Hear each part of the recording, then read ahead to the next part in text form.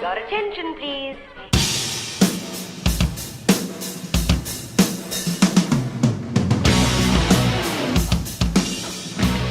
Hey, welcome back to Back in the Village, the Prisoner podcast. Today we're going to be covering Free For All, and you're going to want to check out the show notes at our homepage, backinthevillage.com, because I'm going to have a link to some other great Prisoner podcasts, as well as a link to a t-shirt that I mentioned in the episode that's really obscure and pretty cool if you're a nerd for this show, or for obscure t-shirts. So, enjoy Free For All.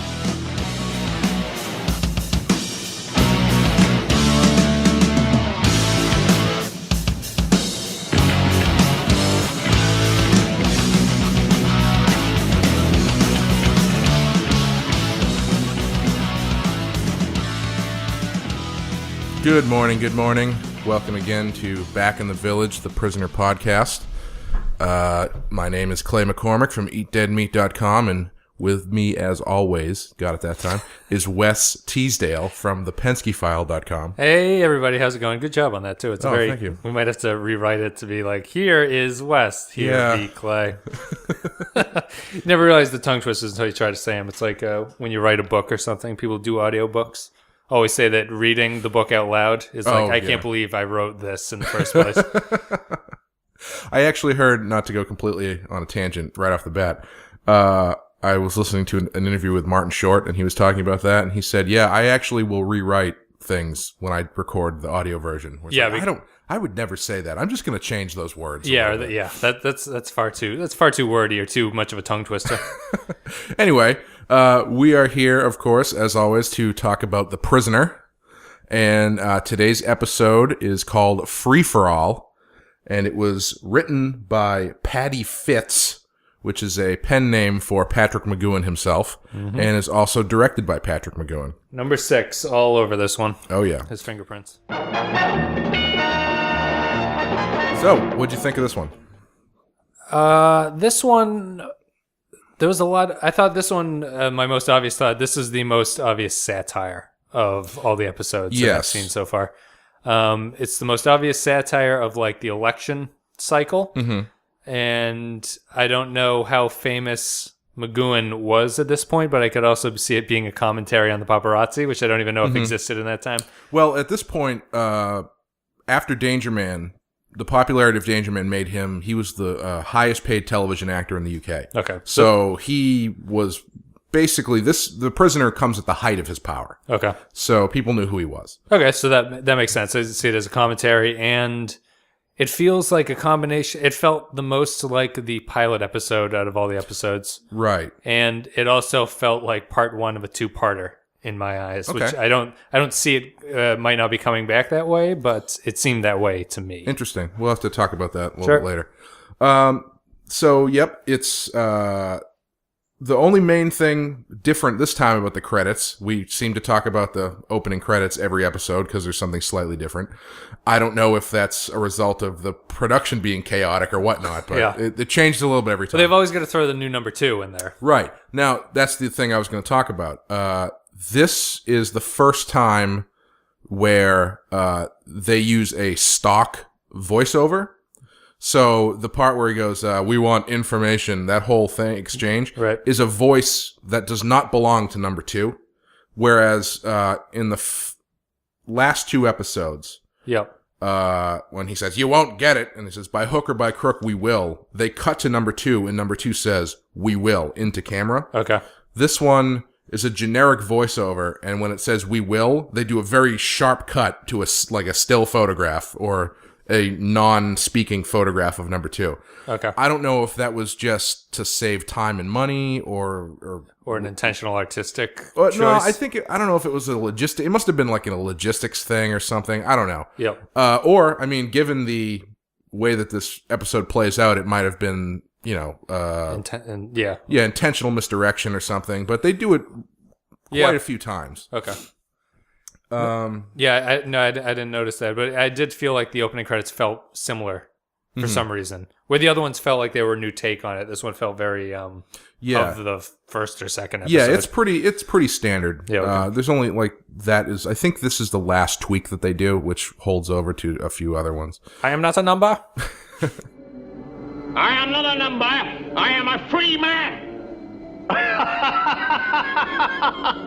But we have a new number 2, as always, this time played by Eric Portman.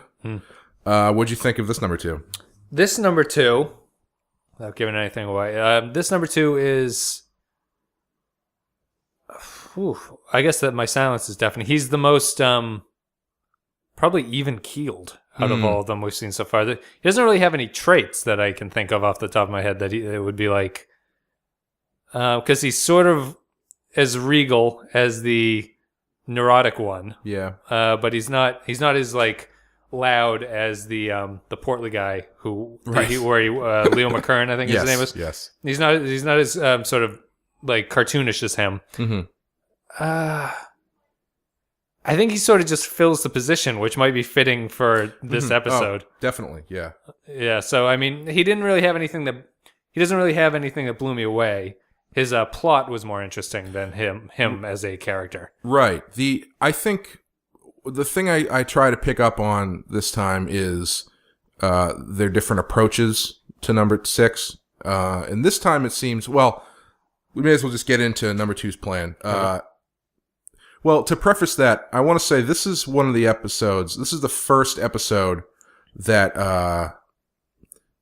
there are 3 types of episodes in The Prisoner. Okay. There are we want information episodes where they try to get all the information they can out of him. Yep. There are episodes that are really just about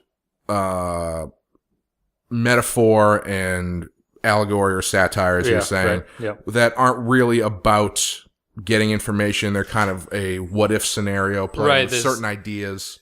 Yeah, the plot doesn't have to really do with getting out of the village as much as it's sort of a play on something else. Exactly. And the third episode, which we haven't hit yet, which I think are some of the 10 filler episodes, are not all 10, but some of them feel like this, which are just the... sports episodes. He creates a basketball team. You're not far off. You're not far off. But the third kind of episode is kind of like this would kind of be fun episode, where it's not really, it's just kind of like... Well, it's what I love about the show, because you can use the setup to facilitate anything, really. Yep. It's a great setup that lets you... that's why as I watch it, the more I watch it, the more I realize that a lot of the things that a lot of the overarching things, like a lot of the stuff they give you at the front in the intro, is there purely to set up the world and does not matter as much as you think it will, like overall. Yeah. There's a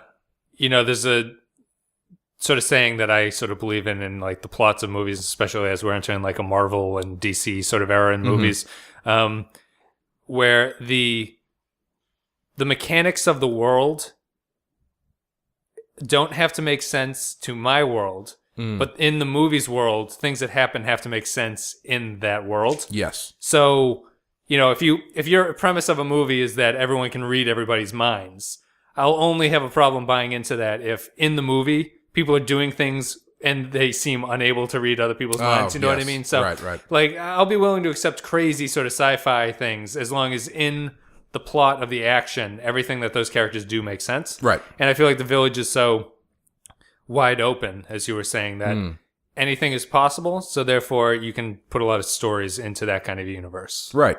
Because you're not limiting yourself. Right.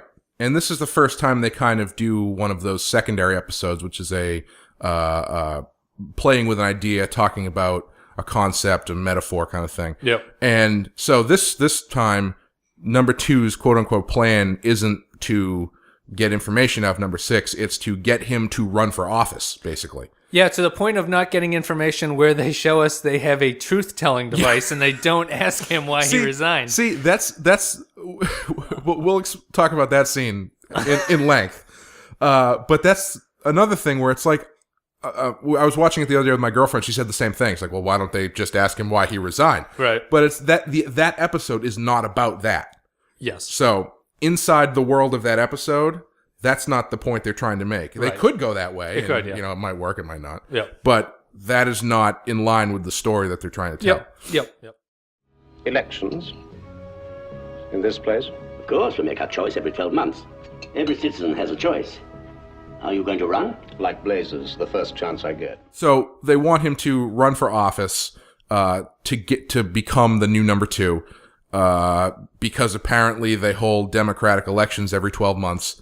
But he's timed it well. Even though they replace number 2s on a whim.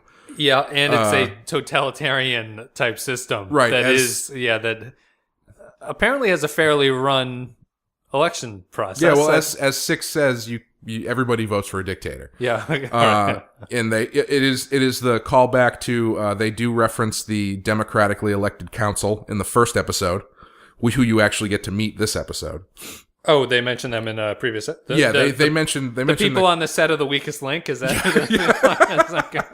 Yes, they mentioned them in passing in the first. Unfortunately, we still don't get to see the Fun Palace. Oh, okay. Which is also on that board. Right. That's what I'm definitely looking forward to that. But well, it's a misnomer then. But so they get him to run for office, and what they do really is they play this number 2.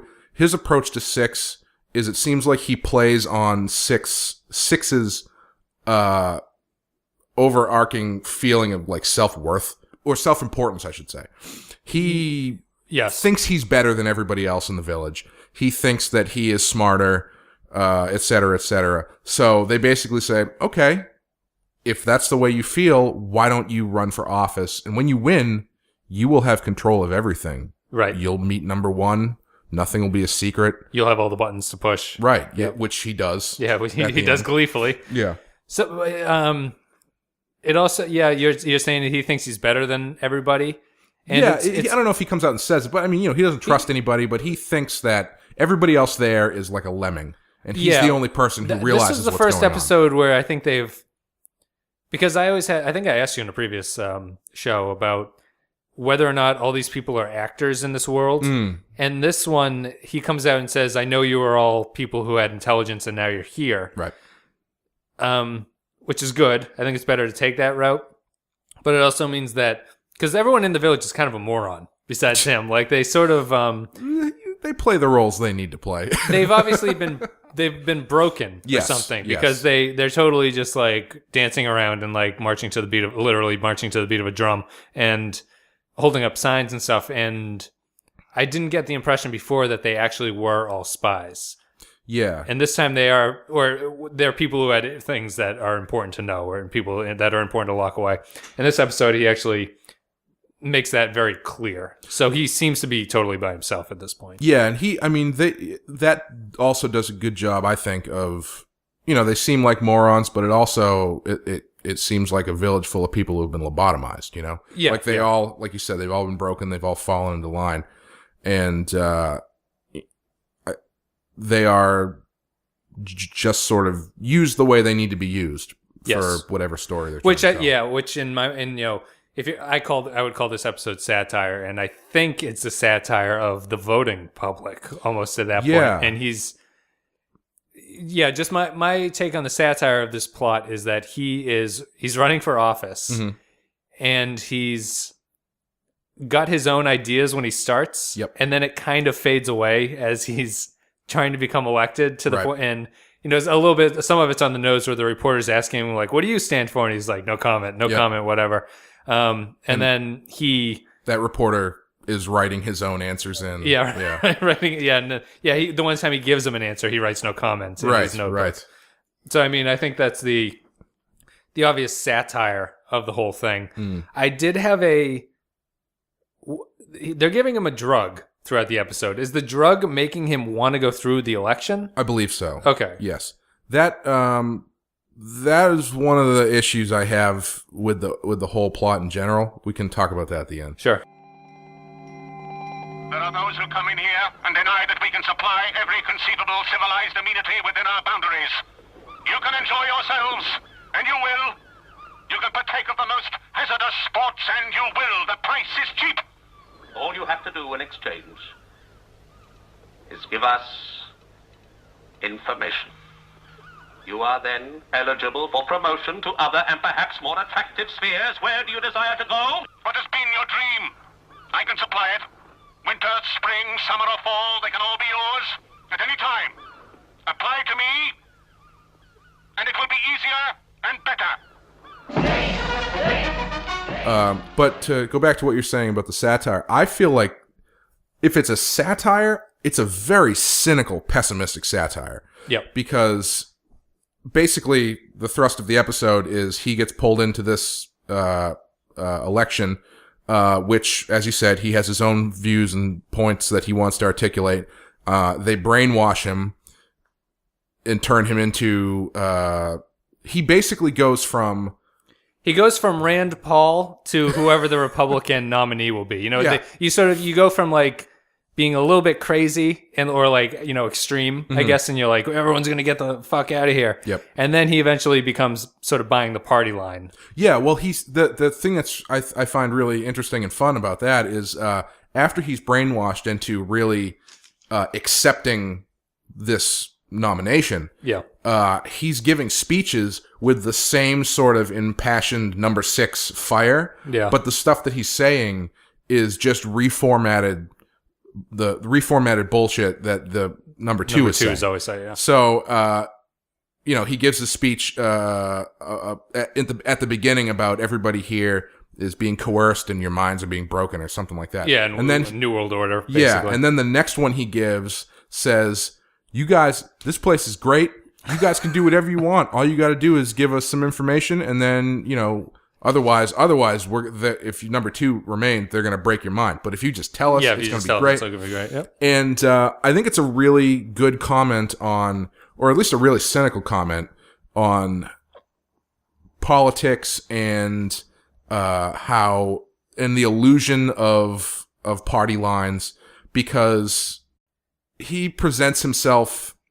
Six presents himself in this election as a very simple answered candidate. So where number 2 talks about the complexities of things, all that kind of stuff. Right. Number 6 has basically 2 things that he gets across, which are less work, more play. Yeah. And very Orwellian. Yeah, and it will be easier and better with me. Yep. And 4 legs good, 2 legs better. Right. And so it's like he's creating himself as this very easy answered candidate, which gets all the popular vote. But the thing I love about it is that after he gets elected, they bring him out. Number 2 raises his hand, and no one's happy with it. Yeah, it's everybody has instantly become apathetic. Yeah, and it's a great, if not a commentary on politics and leaders in general, it's a great comment on the political election process. The election process, yeah. Because both sides have these big furors and upswells of support, and then as soon as their guy gets elected, everybody thinks he's a fucking asshole. Yeah, and right. Yeah, everyone dislikes him, and nothing has changed, really. You know they are watching. I know it. It does not prove that you or I are sympathetic. But the community has to live. So must you. Come, have some tea and we'll talk. No, I think that's 100% what the point of the episode is trying to get across. I think it was done pretty well, too. It might happen a bit quickly. I guess it's really just that drug is the one issue, but we can talk about that later. But I do think it's the most symbolic of the plot lines. Well, let's talk about the drug now. I think what's interesting here about the drug is, even though they've drugged him, repeatedly in the past, this is the first time that they've actively brainwashed him or tried to control his conscience. In A, B, and C, it was controlling his dreams or his thoughts in his dreams. Yeah, not even controlling. Yeah, but you're not controlling him. You're just controlling his environment, which this is the complete opposite. He's under control, and his environment is able to be molded to whatever he wants it to be. Right. At some point. And this is the first time that they've actively tried to control his consciousness, or at least control his consciousness. Yep. And they do so through drugging, but they also do so through a very interesting scene where he's given, quote, the test. Yes. Which is basically a lie detector test. Yep. But it's like I think kind of an abstracted version of something. Or yeah, I think they call it the truth test or something. Yeah, the truth test. Which I think is probably a little bit more abstract than just saying a lie detector test for what they're trying to do. Because the answers that he's giving seem to be less about telling the truth, and more about how he actually feels about things. Yeah. Which is why I think... Kind of I mean, yeah. The same thing, I mean, along the line, if you don't know that you're lying, you're telling the truth. Yeah. You know what I mean? So, I love the mechanics truth is if he feels the same way, it's a square that moves towards his head. And if he feels insincere, I guess, about what he's thinking, it's a circle. A great thing, actually, I found a long time ago on Cafe Press or something, I found a t-shirt that image with that image on it. I didn't buy it. I don't know why. I think it was like $30 because it was one of those homemade things. But I wish I had, because that would have been the most obscure t-shirt anyone ever owned. And I love obscure t-shirts. It's $30 is too much for a t-shirt. Yeah. I'm a bargain bin shopper. The Gap, when they do their like 5 t-shirts for $10 deals, I'm like, all right, I'm all over these. But yeah, $30 is a little bit much. But it is a cool image, and it sort of reminds me. Magoo directed this. Yeah. He's actually a pretty good visual director. Yeah, I think this episode works really well because they don't really like spell it out for you what's going on. Like even yes, it's a little. Yeah, it's confusing. I think the drug is confusing. Because the way the show has been built, I am now, whenever he does something, the back of my mind is always like, he's doing this fakely. You know what I mean? He's like playing along with them. And the drug confused me in that regard because I didn't know if he was actually... It becomes clear by the end that he actually is not in control of what's going on, but you don't know if he's similar to the drug cocktail in his dream thing, whether he's controlling this situation or if it's outside of his control. Yeah, and the setup of the way the show goes is always going to leave that, I think, in your head. Yeah, definitely. This one, he's definitely under the control. And that scene where he's given the test, I think that visual is a really interesting, novel, and effective way to do kind of a standard lie detector test sort of thing. Yeah. Because even though he's not saying anything, all the info you're getting is from those moving pieces. Yeah. But it's not unclear, really, what's going on, the information that you're getting. Yeah. Why did you wish to run for electoral office? That is a lie, but won't be held against you. Everything you think here is in the strictest confidence. That's better. It may be a little weird, but I feel like if you're 4 episodes into the show, you should expect that. Things are going to go this way. I also love maybe it exposes McGoohan's feelings for civil servants or government in general. I feel I'm getting a lot of insight into this guy. I maintain he's a racist because in this episode he's like, she doesn't even speak English. What am I supposed to do? And is she speaking? She's not even speaking a real language, right? I think it's something made up. It's totally made up. Yeah. She says "we" a couple times for yes, but I think it's totally fake. It's international, man. Right. She's number 8. 58. 58. Okay. So yeah, the maid that he's like sort of been assigned to him as a caretaker for his, is like an advisor that doesn't speak your language. I forget what is number 2 says. He picked someone who didn't speak English because he knows. He actually says, "We know your prejudices." Oh, but I think he meant in reference to the people in the village because she was new. So specifically picks She's her. She's not Czech or Pole, and she doesn't speak English. Or Russian, or Estonian. Estonian, Russian/Estonian. I'm getting insight into McGoohan is kind of a racist. I'm not saying he is, but this character seems to imply it. He has a real problem with women. He's either homosexual or he has a real problem with women. That I can explain. Okay. So he apparently in the world of the show or in real life? In real life. Okay. He was very adverse to relationships? No. Well, he was married for like 75 years or something. He was married to the same woman for a very long time. He was a devout Catholic. Okay. And he had 3 daughters, and I guess he was very adverse to since he was on TV, he felt a responsibility to be monogamous to his real wife. Well, no, to not portray sex hound or something. Yeah, so that's one of the reasons why he turned down Bond. Okay. And so when he took up Danger Man, one of the demands that he made was no frivolous relationships with women and no guns. Because he wanted to be a character that you could kind of look up to. Sure. And he apparently notoriously... Seems to have backfired. He notoriously carried this over into The Prisoner, where he refuses to have any interaction, untoward interaction with women on screen at any time. Right, but it's funny because they write the women as interested in him, and then he just yells in their face. Well, in the context of the show, I mean, okay, this woman is, I guess all women are, no one's legitimately attracted to I mean, him. like, if you were number 6, sure, and these women were, interested in you, would you be like, oh, hey, that's great? Or would you be like, wait a minute, you work for number 2. No, get away from me. That's definitely true.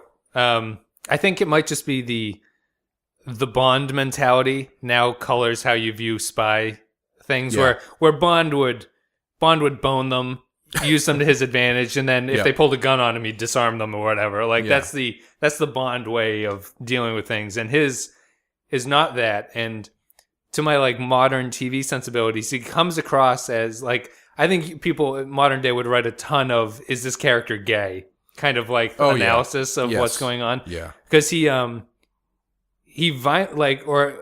a misogynist, because he violently reacts against women who are not particularly the waitress. She's like trying to give him a drink or something, and he's just yelling. The 2 scenes where he reacts violently to women in this episode.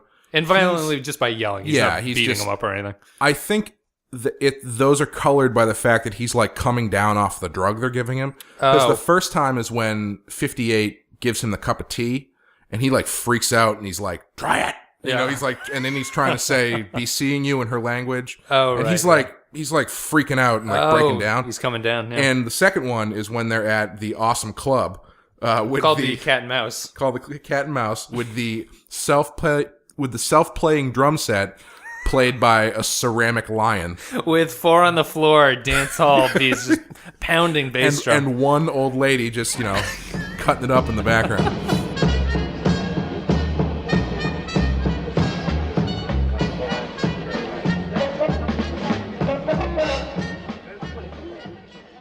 But he seems to be coming down off the thing there too. Oh, okay. But it's a weird scene because he's acting drunk. And he like right, but the whole conversation they're having is that there's no alcohol. Yeah, and that scene specifically, I don't know if it's supposed to be, like in the world of this comment on politics and campaigning and celebrity, if it's 6 becoming fed up with people who just want to please him. Okay, because. As he even says, you're voting for me? She's like, of course I am. And he's like, get the fuck out of there. Yeah. But yeah, he's on the prowl for a real drink. Yes. And he wants some grog. Yeah. And number 2 even pretends to be a booze hound with a bootleg set up in like the mountains he's that got nobody knows about. With no camera. With that. Just to get him to drink. Possibly the worst scene in the episode. Well, yes and no. I mean, it's tough because I like that scene without the way the show ends. Because I kind of like the idea that there is a number 2 who's like, yeah, this is my job, but I'm under the amount of pressure you can imagine, and it's driven me to drink. So I kind of like that. Pull back the curtain, see what number 2 is doing. Yeah, but it falls into the same trap of everything, or a lot of things with the show, is that he doesn't actually feel that way. Right. It would be nice to have a real number 2 who did feel that way. Right. But he has just lured him in there. To drug him again. Yeah. He needs to stop just drinking things that people give him. It would be the number 1 sign of him learning. Clever as hell. Cheers. Vote for me. Vote for me. And I'll be ever so comforty.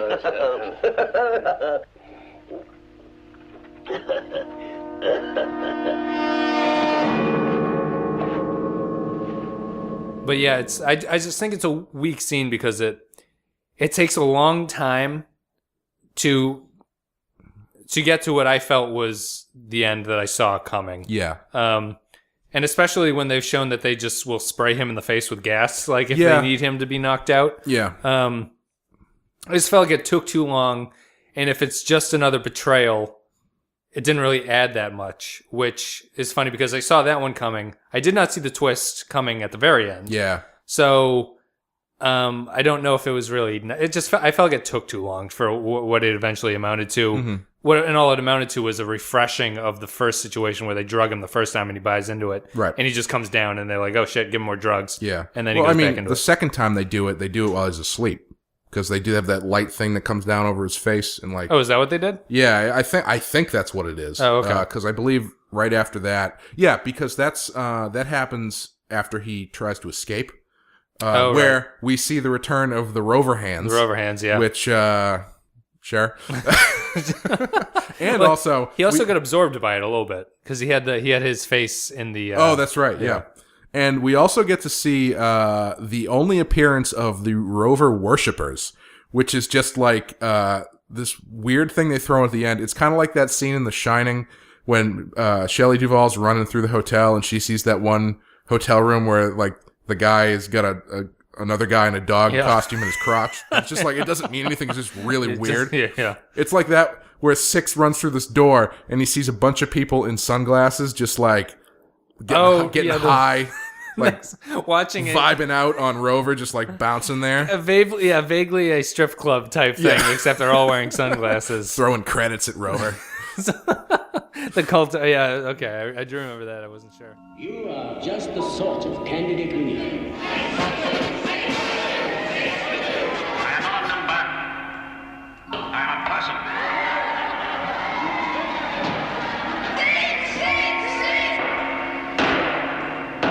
Final resolution of this outgoing council is a vote of thanks number 6. Yeah, after he tries his first escape and gets sucked back by the Rover hands, they have this like light thing, which actually they do use again in a later episode. Thing come down and go whoop. Yeah, and then the next scene is him giving the speech on the cue cards. I think. Okay, that makes sense. It's a No, that totally makes sense. And just to completely shift it to another thing, I think in terms of if you're making the show for network TV, the escape scene he has in this is like a line producer's nightmare of like, this does nothing and this costs a lot of money to film this. Like we need to determine. I think that's definitely McGoohan. Like, no, I want that boat chase in there. Well, like, it's weird because like they got their money's worth out of that helicopter because that helicopter's in like 4 episodes. Yeah, it's making a lot of appearances, and this one he gets on a boat to try to drive away, and then the helicopter's chasing him, and it's a lot to do about nothing because they catch him, as obviously they will, and I just think of like fuel costs, like just powering all these things is like you've got a boat with a camera, you got a boat with him, you got a helicopter tailing him. You got to do multiple takes of this. Just crazy. Yeah, so that's McGoohan just grabbing the reins of the budget and saying like, I'm gonna make you my bitch, throwing money out the window.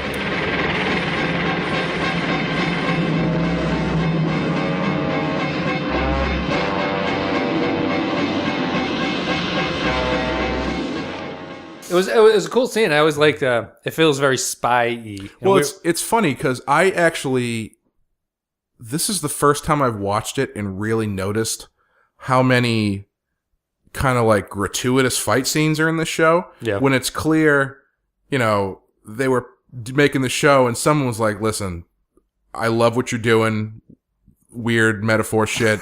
Floating ball, but he's got to punch somebody. Yeah. Otherwise, at least twice an episode. Yep. Otherwise, no one is going to watch this show. No, yeah, and he's he always chooses. It's always sort of random when he chooses to lose it and just start chopping ass. Yeah. But he takes an ass kick in this episode too. Yeah. Which kind of looks like they just repeatedly belt him in the nuts. It's also the way Harry Houdini died. That's true. Like that's all I can think about. It's just like, oh my god, his kidneys, leave him be. But yeah, it's just the helicopter didn't really do for me. The scene where he's with number 2 and drinking grog on their island getaway, didn't really work for me. But then I think from that point on, it's good because what happens after he drinks that he drinks the grog and he wakes up. That's when they just do the election. Oh, okay. Yeah, that's right. He's in there and everyone's coming in to vote. Yeah. And he wins by a landslide and is greeted very apathetically by the public. Yep. And is brought in to number 2's room, which also that room is great. This episode is a great example of how versatile that set was. The dome set you're talking about. Because in this episode, it's number 2's office. It's the place where they do the test. And it's also the control room, which we haven't really talked about, which is a great set with 2 guys on what looks to be a seesaw with cameras on each end spinning around. Yep. As someone always walks around the circumference of the thing. And one big light that kind of looks like an eyeball. Yep. And monitors too. It's the command center, I guess would be the best way to describe it. It's got a really low tech aspect to it that I think works really well, because if they made this thing now, I mean, you get bits of what it would be now. Like all of the screens around have giant maps and stuff. Like you would see that shit even now in a show. The GoldenEye command, like the Russian command center. But it has also this kind of like control panel that runs around the circumference of the room that has basically just like a drawn map of the village that runs through the entire thing. Yeah. And it's really low tech and it's kind of cheesy. But for some reason, the cheesiness crystallizes in that set of that, plus the guys on the cameras constantly circling around, really kind of works for this we're watching all the time kind of vibe. Yeah. Even though those cameras don't look like they're attached to anything. No. They're just kind of spinning. I don't know how that helps anybody. And there's only 2 guys, so there must only be 2 cameras unless they're reviewing like a flash footage of just stuff going on. It's very if I was writing a English paper about it, I would say that the methodicality of the room, it's like clockwork sort of. Methodicity of that room. Methodically. It makes you feel that they're in control. It's kind of like a clock. You know, like nothing's ever wrong with the clock. It's just ticking slowly around. And it's a nice sort of metaphor for them being in control, because that thing is never red alert, in that office. It's always orange is the highest they go. Yeah, they're very in control. The bald guy with his phones they're always very. One of the sorry, go ahead. No, I'm done. I was gonna say one of the only other constantly returning characters does not have a number, does it? No, not that I know of. He should have a number. Yeah, I mean, and it's staffed by people who probably have numbers, so you'd think he has numbers. Maybe that's number 1, but probably not. No. This is our chance. This is our chance. Take it now. I have command. I will immobilize all electronic controls. Listen to me. You are free to go. You are free to go. Free to go. Free to go. You are free to go. You are free. But yeah, so they after 6 wins the election, they bring him up into number 2's office, where he and number 58 act like children and press every button. Making the chairs go up and down and the lights blink. And what's funny, they do it for so long that eventually some of the cuts of the chairs being raised and elevated are played in fast motion, just because so many of these cuts are happening that they're like, this is taking too long. And they're showing you cuts of the chairs going up, in and up out of their little platforms that they rise out of, and they're just playing it double time. Yeah, and then 58, I don't know if 6 is starting to come down or something, but 58 gets in his face and just starts wailing on him. Just slapping him. I didn't know if he was coming down or if she's she was getting trying to break him out of it or something. Yeah, I was unsure of what was going on. She's she's slapping the shit out of him. Yeah, for a long time, to the point where he kind of comes out of it and then very frantically picks up all the phones at the same time. It's like, I'm in control. This is our chance, and tries to get everybody to escape, but falls on deaf ears. Yeah. And 58, after he does actively run out and gets belted in the nuts a bunch of times, it is revealed that 58 is actually the new number 2. Yes. The only thing that haven't really figured out, not that it matters. This is just kind of like a plot thing that in the grand scheme of things doesn't matter. Mm-hmm. Is 58 as 2 the new number 2? Or was she the number 2 who was running the whole scam? So the number 2 we see for the majority of the episode was just kind of like a pawn. Yes. I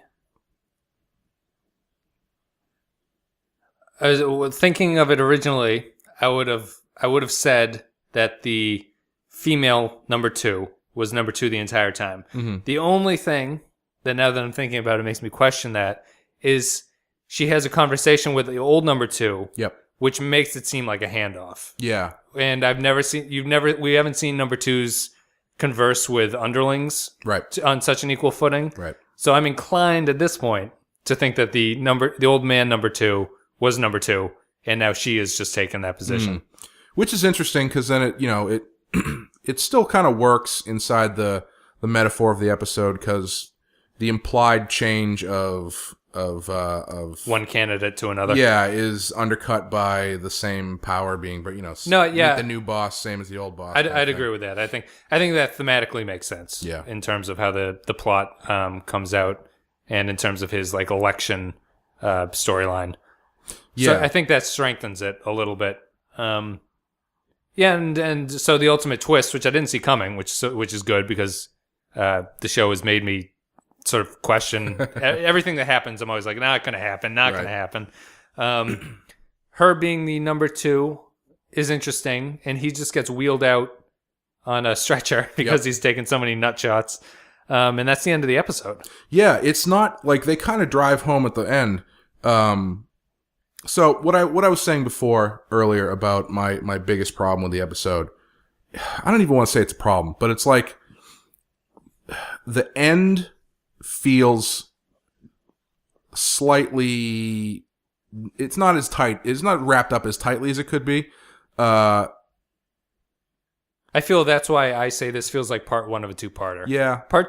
If I was writing the show and I ended it there, my part 2 would be his somehow getting revenge on this number 2. Not enough to escape. Right. But somehow to use the election. Because he doesn't win. This is the most down he's ever been. Yeah. He's like physically broken, basically. It's like overall, it's just such a cynical, pessimistic episode. Yeah. And I was going to say my problem with the ending is that it's not as tight as it could be, and it doesn't really accomplish much as far as advancing any sort of overall plot. But what it does do is it really just shatters 6 in terms of like any sort of hope as far as changing anything or escaping. Yep. It's like the whole thing at the end, the new number 2 at the end, even I think basically says to him, now you know there's nothing you can do to get out of here or change anything. Yep. So it's very on the nose that she's run this entire elaborate scheme just to like destroy him. So might as well just tell us what we want. Yeah. It's been the most effective number 2 plot in some ways. Yeah. The only one that, they all succeed, but this one is actually, you succeeded and you've actually kicked the shit out of him. Yeah. 6 doesn't win at the end of right. His decision is totally wrong the entire time. Right. Yeah. And I mean, for lack of, like I said before, this isn't about getting info out of him, but if it's not about getting info out of him, whatever it was about was successful. Right. Because they do, I guess they don't break him enough to talk. So ultimately he doesn't completely lose. But yeah. Well, this is step 1 in the torture sequence of his life. You have to make him, you have to break him first before he'll start talking to you, I suppose. And she did a pretty good, effective job at this one. Will you never learn? This is only the beginning. We have many ways and means, but we don't wish to damage you permanently. Are you ready to talk? One of the other things that I find funny about going back to the truth test is that plus the council really kind of gives you an insight into McGoohan's thoughts about like public servants. Yeah. Because he references the guy who is giving the test as being from the civil service. Yeah. And then 2 was like, oh, yes, he adapted very quickly. It's like, 'cause all civil servants are just government pawns. And then, absolutely are. And then the council that he is put in front of Yep. is just a gathering of, also in the number 2 set, is just a gathering of basically faceless, voiceless people that he tries to appeal to, but the only person who's giving any sort of ruling or interaction is number 2, the guy who's running it. Yeah, yep. And it's so top to bottom, just a cynical view of the way the world works.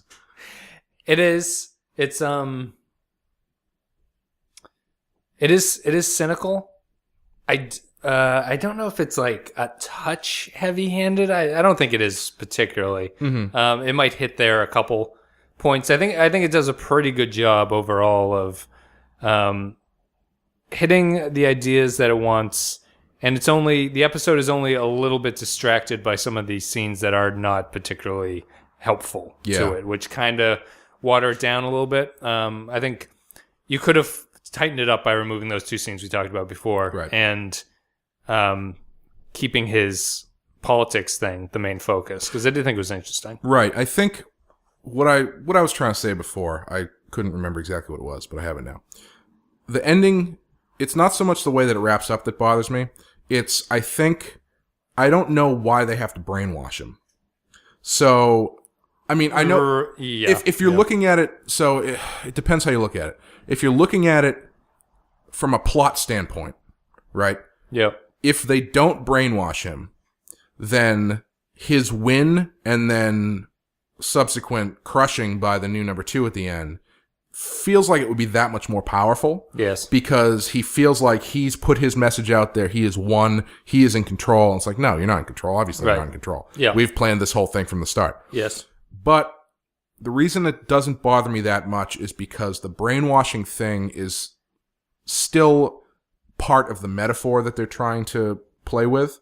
Yeah. In terms of the candidate who thinks he's doing his individualist kind of new message, but is really just spouting the same stuff that the people in power want him to spout. Yeah. So I think it works both ways. I think if you're looking at it as a satirical commentary whole, the brainwashing is fine. But if you kind of look at it from a point of just purely plot-based show, sure, I think it would be more effective if they didn't brainwash him. Yes, I think the brainwashing weakens the point that they're trying to make. Mm-hmm.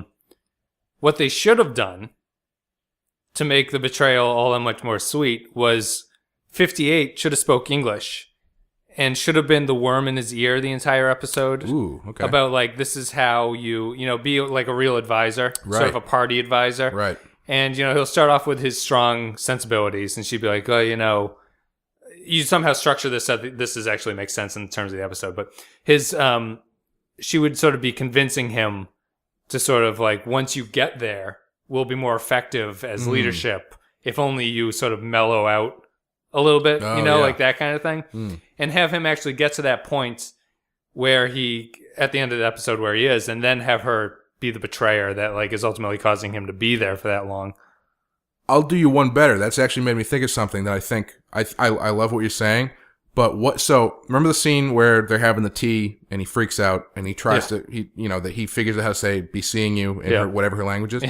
What if she's doing what you're saying, but she's not speaking English? She's speaking her language. Yeah, okay. So you have that sort of, again, you're not completely spelling it out, but you're showing it happen that she's the worm in his ear with this language that he now understands. Oh, I see what you mean, yeah. So you still get the same point without it being super, super clear that what's happening is she's feeding him information. Yeah, that would be pretty interesting. Yeah, that's good too. Yeah. Yep.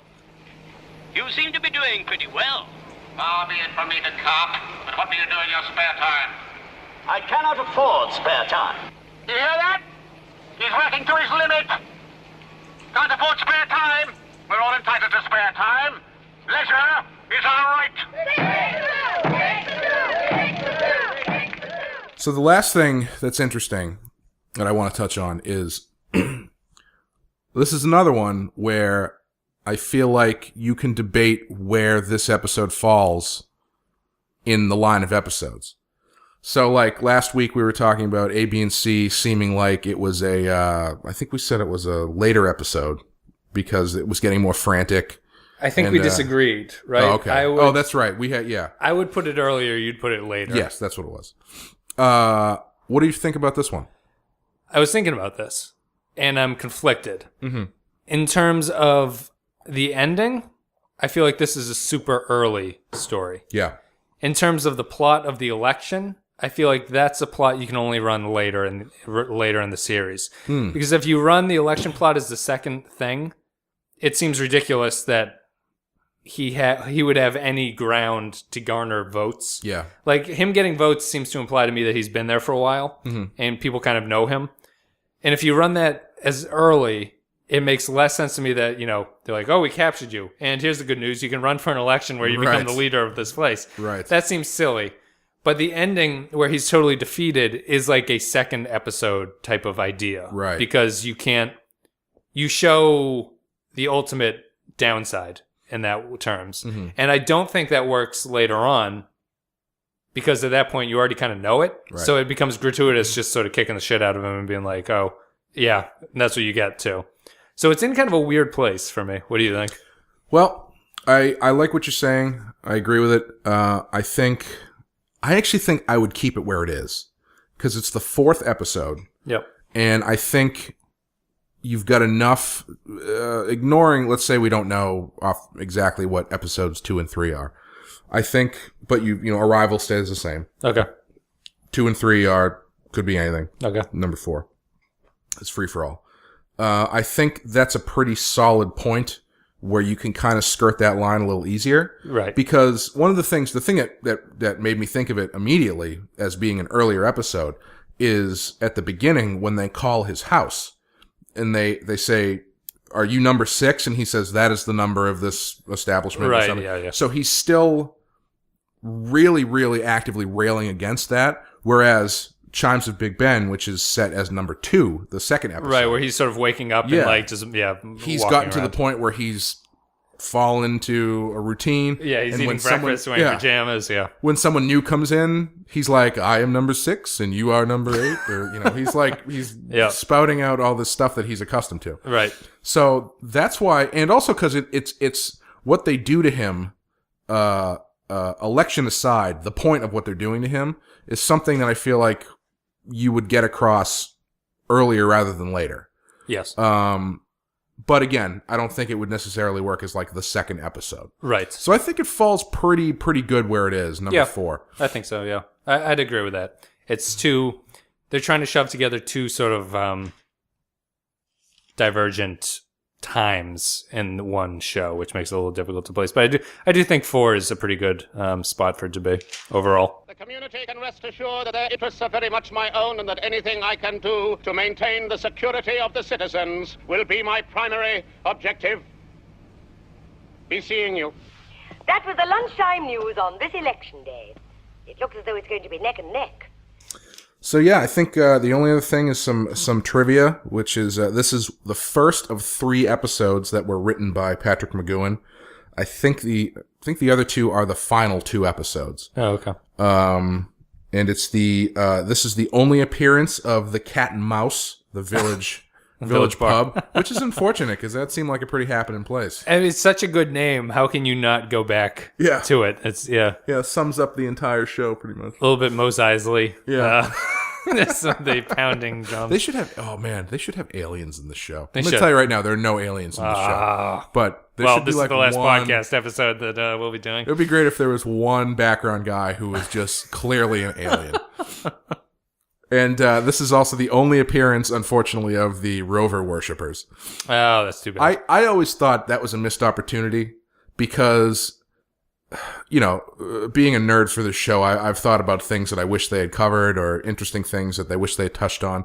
Like, you never see any children in the village. Yeah. So, but there are people who have been there a very long time. Oh, so are relationships in general frowned upon? Clearly not, because in Chimes Big Ben, his relationship, I don't know. Yep. So, like, is everybody sterilized before they come to the village? Like, there's no... Yeah, I'd have to assume. I'd love for number 2 to be like a 10-year-old, like in RoboCop 2. Like, or something that, why is there a kid running around the village? Well, that kind of thing. I mean, I think it ties into the whole McGoohan anti-sex thing, but if you wanted this to be a place where, if you're making this prison be a place where you want people to be ultimately very comfortable and sort of like willing to give you information, right? A, bring back alcohol, and B, bring back sex. Like, right. Like those would be the two things that would be like, for any red-blooded American male, if you're trapped in this prison, like if you want to ingratiate yourself into them, I feel like that would be the way to be. Instead, they've gone the opposite. There's no alcohol. And he just screams in the face of any woman who comes at him. Just turn it into like Las Vegas or New Orleans, or it could be that that club at Itchy and Scratchy Land in The Simpsons that's constantly celebrating New Year's Eve every half an hour. Yeah, that's all you need. Just need good times. Yeah, they're not building a world that he would want to live in. I don't remember it super vividly, but I think the remake that they did in 2009 or 10 of The Prisoner. Yep.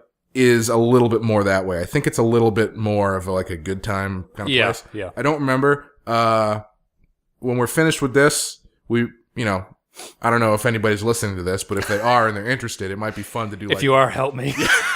I've been in this room for 12 Shut hours. up, Wes. Take off your rover hands. But it might be fun to do an episode that covers the remake. How many episodes? I think it's 6 episodes. Was it like a broadcast network TV? Yeah. AMC remade it with Jim Caviezel as number 6 and Ian McKellen as number 2.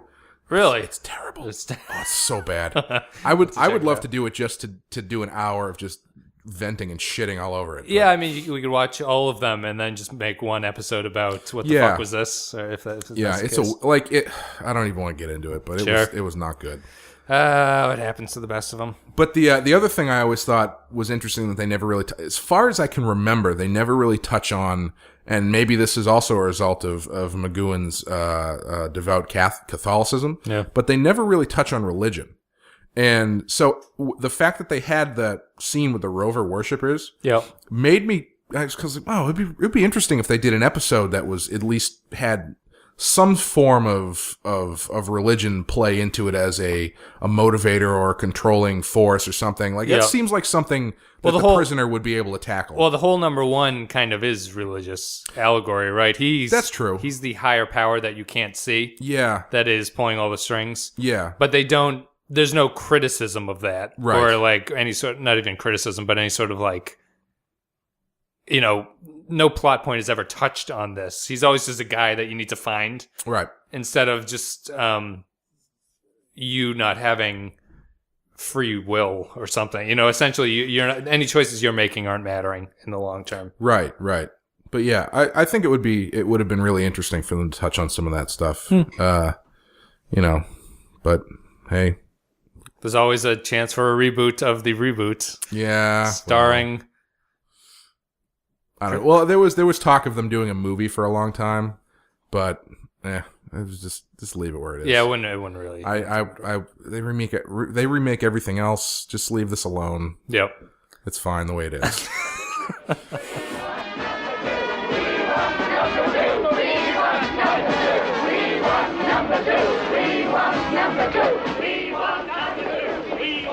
Looks as if they want number 2. Well, I haven't cast my vote. Right before we end, what would you rate this number 2's plot? Right, I forgot. Yeah, we should rate number 2's plots. I think it's difficult. This one's kind of difficult to rate as a plan for number 2 because he or she isn't trying to get info out of 6.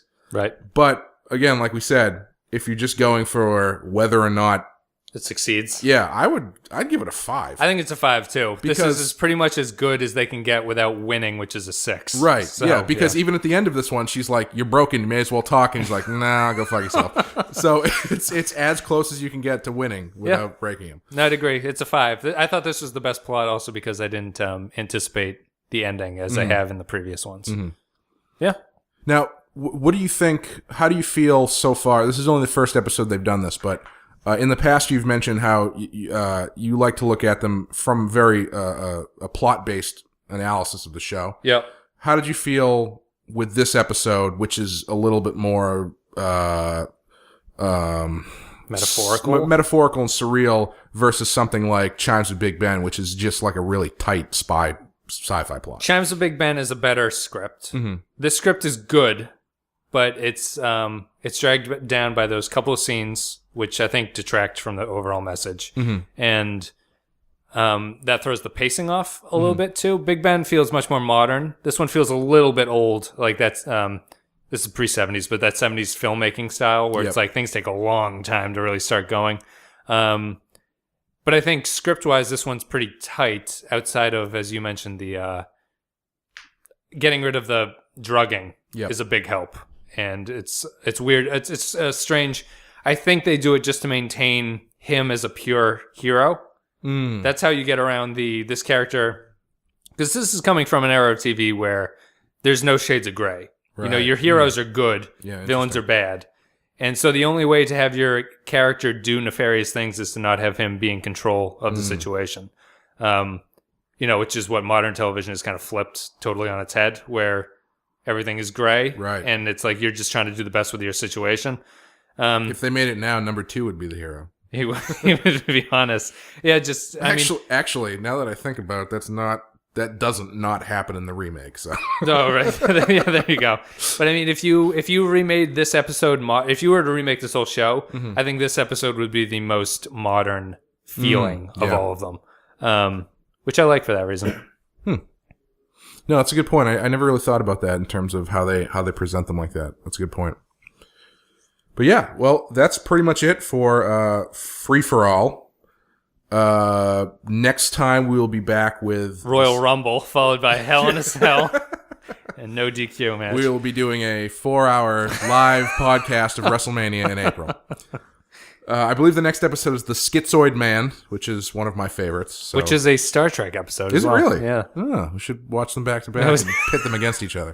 Get confused, be like, it was crazy when Data punched number 6 right in the face. That was awesome. But yeah, that was a good one. I'm gonna eventually lose track of my tracking, but I think that's like 2. I think Chimes is number 1. Yeah. That's number 2. Mm-hmm. What was the other? ABC? Mm-hmm. ABC is 3, and then Pilot is 4. Yeah, it's interesting how the pilot isn't as really great as far as what the show ends up being as a whole. But pilots are tough. Yeah, they're generally not very good. Yep. At least they didn't disengage the saucer section. No, they didn't. They kept it attached. All the helicoptering all the way back. Speaking of which, do you have anything you'd like to plug? Sure. Clay is helping me do a Star Trek The Next Generation podcast. You can go to thepenskypodcast.com. That's thepenskypodcast.com for that. You can search it on iTunes. Just search Penske Podcast. It's up there. And otherwise, it's on YouTube. You can go to YouTube/The Penske File video, and everything's there. Otherwise, just search Penske File on YouTube, and you'll find it. Awesome. And thank you all for listening. Again, I am by no means an expert on any of this, so if you have anything you'd like to correct me on... I just found out this is not the only prisoner podcast on the internet. What the fuck is this? I've already corrected that. Hey, man. It's hard when they don't pop up on Google to find them. You know what? The one thing I've learned about doing anything that anyone else looks at is... And it makes you appreciate... It makes criticism of television like we're doing now a little bit tougher. Yeah. Making good things is difficult. And there's a reason that there's a very small amount of good things. That's very accurate. The amount of people... Wait, are you saying that this is a bad show? No, I'm thinking of particularly in YouTube. YouTube is like... So... It's 80% people reviewing like bags of chips. And like 15% people reviewing doing mods to their Nerf guns. I have a buddy who does the mods. You can check him out at mods.nerfgun.com. No, it's just there's a lot of opinions with stuff that goes out, and it might not match up with everybody's, but you try the best you can. And I'm having a lot of fun with this series. Yeah, no, I think that's great too, because I mean the thing I love about these podcasts is you getting to hear different people's thoughts about things, and then yelling at them when they disagree with you. Exactly. So if you'd like to do that, you can email me at theprisonerpodcast@gmail.com, or you can follow us on Twitter @prisonerpodcast. And if you want a more personal approach, Clay lives at 123 Main. He's got a shotgun under the bed. And the website where you can leave comments, I encourage comments, is backinthevillage.com, and hopefully we will also be up on iTunes very soon, so you can rate us very highly, and I will thank you all with a scroll of your names, which I'm running right now, and we're done with that. All hail the scroll. Which Thanks, you can't guys. see because it's an audio podcast. Anyway. We'll roll it out. That was terrible. Cut that out of there. All right. All right, we'll see you next time. See ya.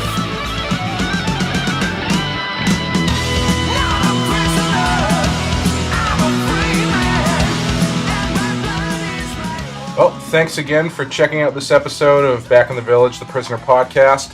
Be sure to check out those show notes at backinthevillage.com for links to those other Prisoner podcasts and the t-shirt. And we will see you next time with the Schizoid Man.